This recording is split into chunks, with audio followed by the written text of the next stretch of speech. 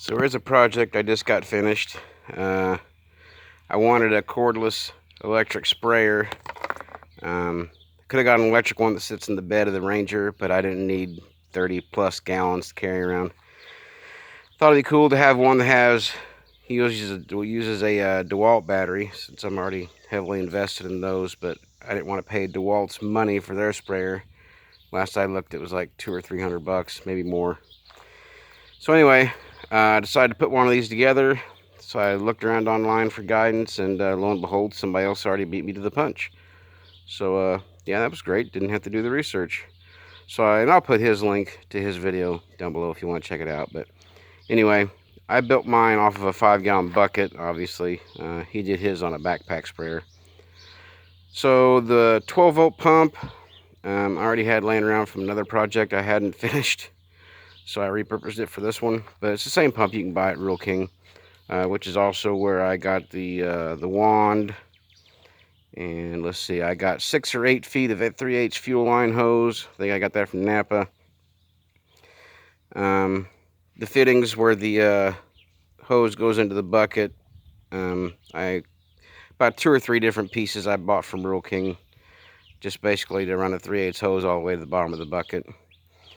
For the other stuff, let's see, you got your Dewalt battery, which it sits on the battery receptacle. You can't hardly see it there, it's underneath though, but it slides in there like it does the tools. You get them on Amazon. They call them just power wheels adapters. Apparently people are souping up power wheels and powering them with the cordless batteries for tools.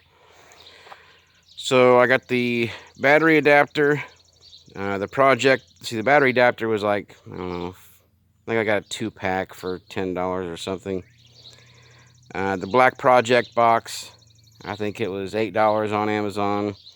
Inside the box, you've got a 20-volt to 12-volt converter, and I think that was right around $10. And then it has a voltage cutoff switch. You don't want to let lithium-ion batteries drain down too much, so that mine is set up to where when the battery drops below 15.3 volts, it turns off. And if you put a new battery on, it has to have at least 15.3 plus 1.5 volts to get back on. I already had the switch laying around. I already had all the wire and connectors and things like that. So anyway, I think grand total, if you're going to buy the pump and the wand, you're right around 100, maybe a little bit more. But that's still a damn sight cheaper than buying a commercial one. And it works pretty good.